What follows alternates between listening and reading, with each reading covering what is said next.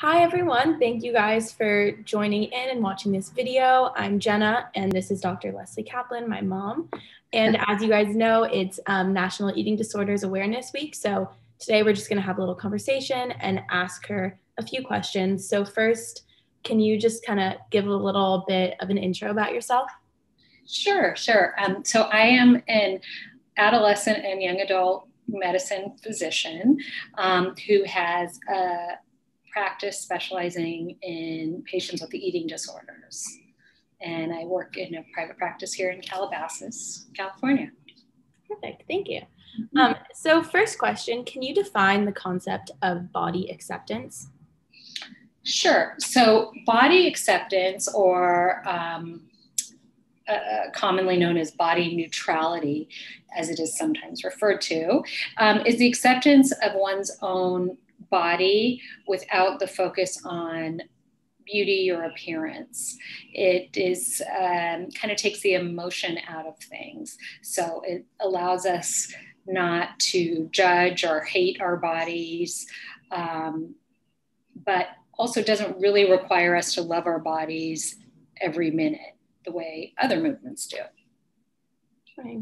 Got it. Thank you. Yeah. And so kind of going off of that, how would you define diet culture? And just if you could tell us a little bit about your experience with diet culture and everything like that.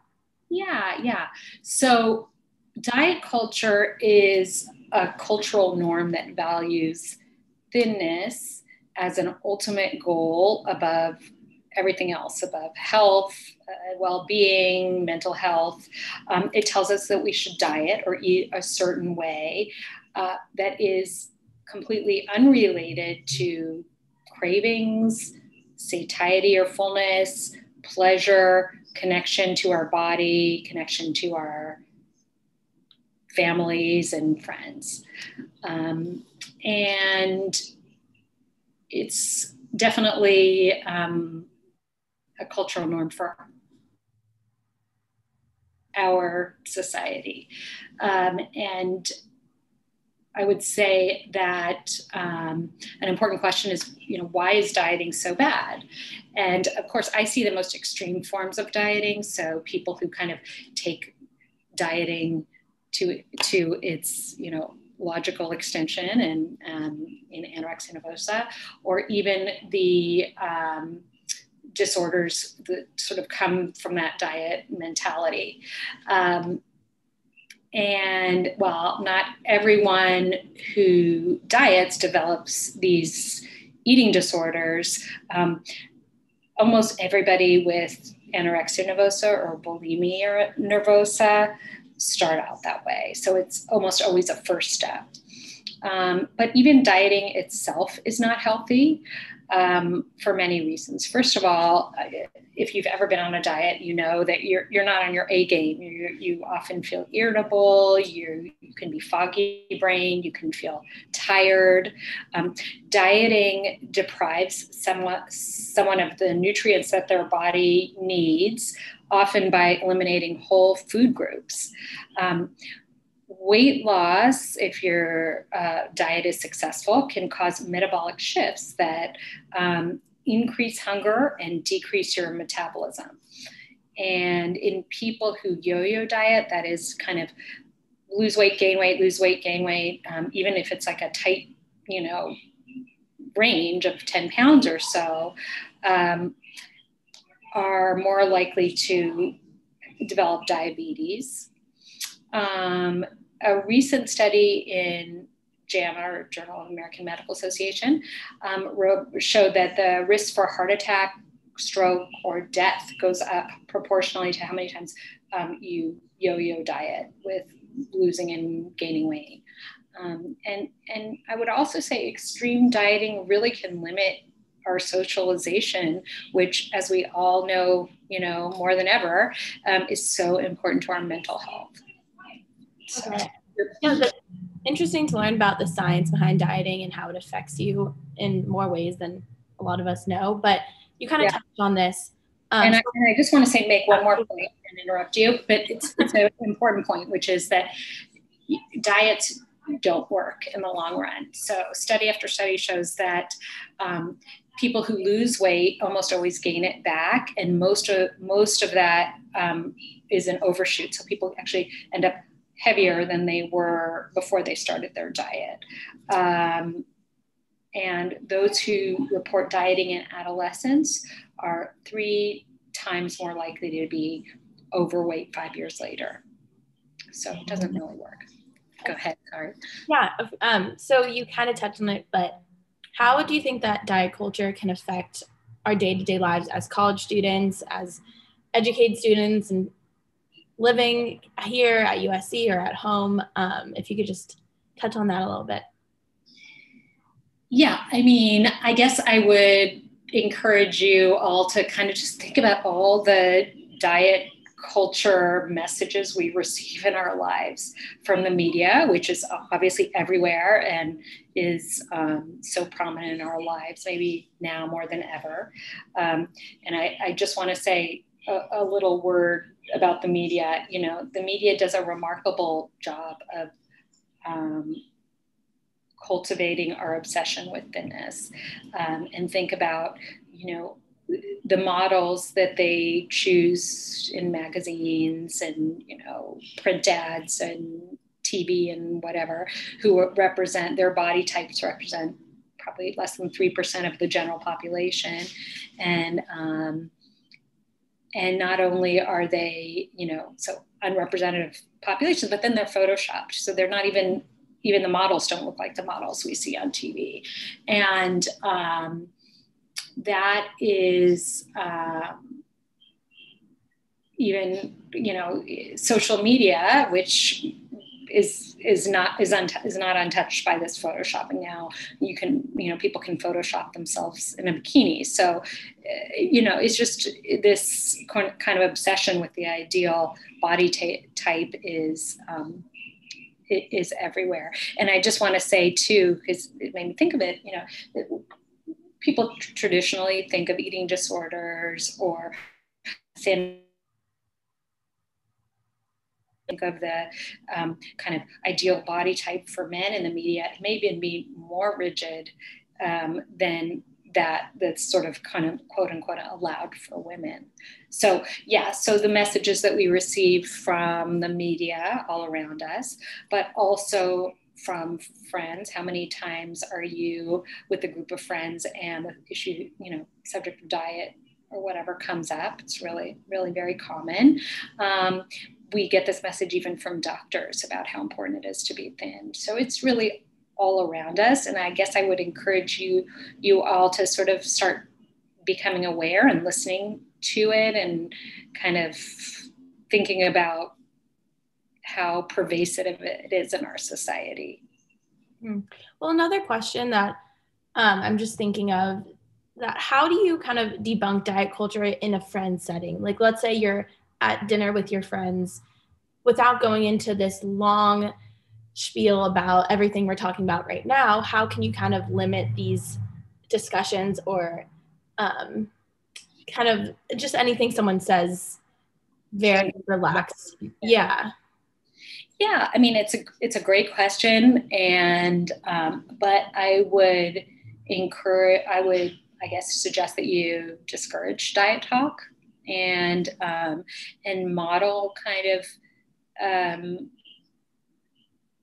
health in terms of, you know, just being comfortable with your body. Like, try to see if you're, you know, not going swimming because you don't want to get in a bathing suit, or hiding your body in any way because you're uncomfortable with the way it looks. I mean, I would sort of try to combat those thoughts and just sort of model behavior that's not encouraging or centered around body culture. I mean, diet culture, yeah. Sorry, not body culture. Thanks. All right, so another question. What are the benefits of diversifying one's diet and exercise routine? Yeah, okay, so it is clear that a healthy diet is a diverse diet. And when when one has a diverse diet, they're exposed to all sorts of nutrients. Another benefit is that the gut biome is diversified. Now, anybody who's taken a biology class or just like lived, I guess, will probably have heard about the gut microbiome, all the bacteria that live happily in our guts, and how much influence that has on our physical and mental well-being. We're just sort of at the forefront of really understanding it all, but clearly it's a major player. And we do know that a healthy gut microbiome is a diverse microbiome, lots of different quote unquote healthy bacteria. And how do we get that? We get that by a diverse diet. So it's important for people to kind of get used to having different types of foods, different foods. We also know that there's a lower risk of allergy and asthma when children are exposed to diverse foods.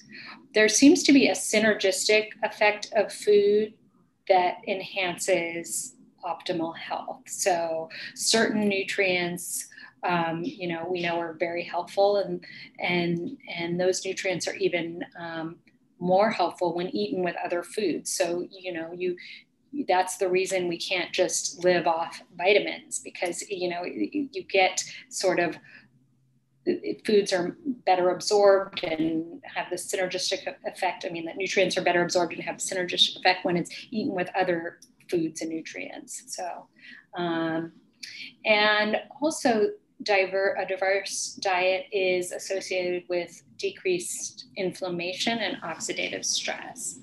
As far as exercise goes, by mixing up our activities, we obviously give overused muscles and joints and ligaments a time to heal, rest, recover before putting them into action again, if you're mixing up your activities. But a word about exercising in general and over-exercising. I don't think people realize how dangerous over-exercising can be. And so if we are over-exercising, we can get microscopic muscle tears. We can get stress fractures in our bones or lowered bone density. Everybody thinks, oh, exercise is good. Weight-bearing exercise is good for bone density, but you can't overdo it. And it can affect bone density. It can alter the hormonal balance and cause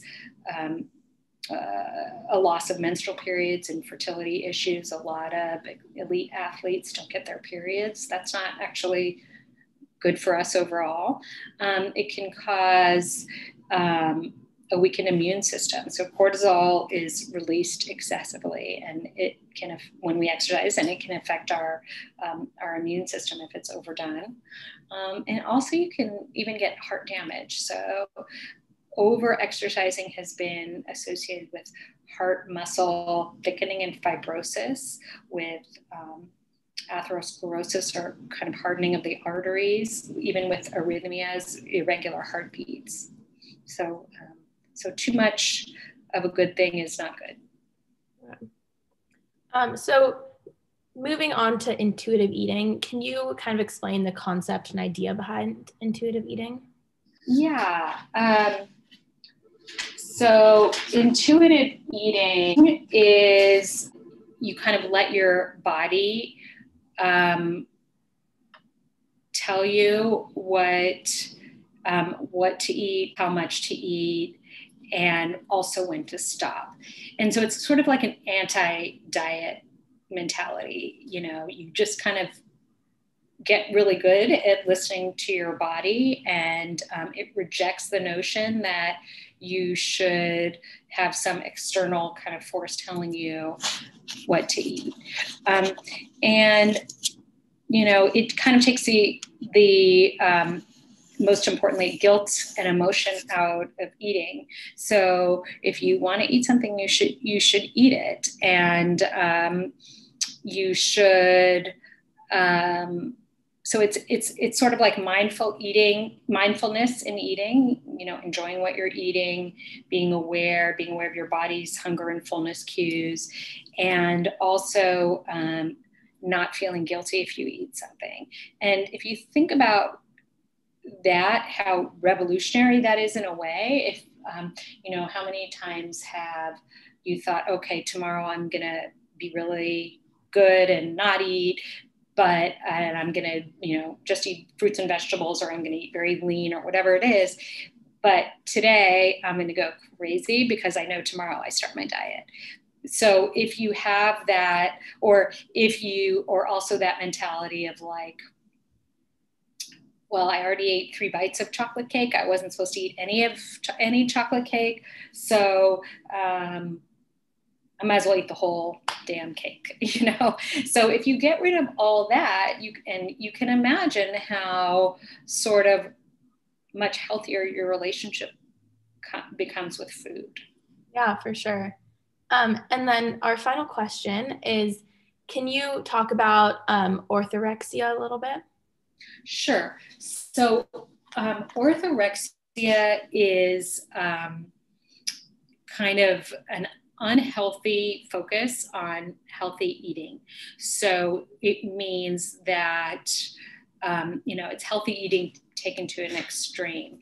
And it means that you sort of have very rigid rules about what you can and can't eat, and how much, and all that, all in the name of health.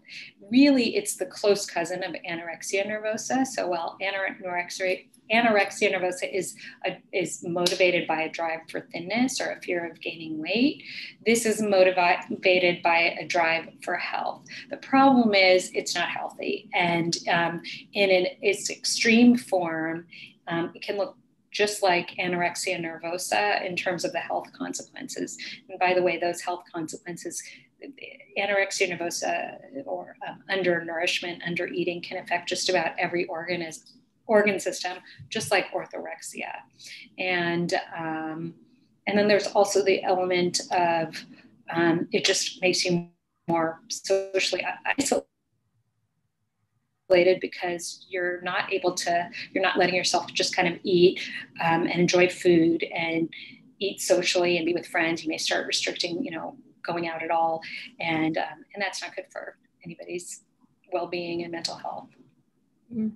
Yeah, that's true. Definitely something to consider, with everything. It doesn't just affect one aspect of your life, and not just, talking about eating foods, but so many other things. It affects every aspect of your life. So that's an interesting point to make.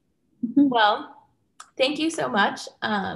This was definitely super interesting, and I learned a lot. And I know everybody else who is watching this also is learning a lot. Do you have anything else to add?